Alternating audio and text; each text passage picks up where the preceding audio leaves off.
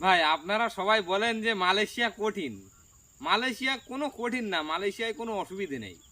যারা নতুন নতুন আসছেন বা আসতে চাচ্ছেন, কোনো ব্যাপার না। মালয়েশিয়া মালয়েশিয়া একদম সহজ, মালয়েশিয়ার পাম বাগান একদম সহজ, কোনো কঠিন বলে কোনো কাজ নেই মালয়েশিয়ার পাম বাগান। কিন্তু নতুন নতুন আসলে একটু সমস্যা হয়।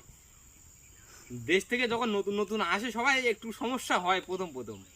এ নিয়ে ভাবনা চিন্তা করার কোনো কারণ নেই। প্রথম প্রথম একটু অসুবিধা হয়।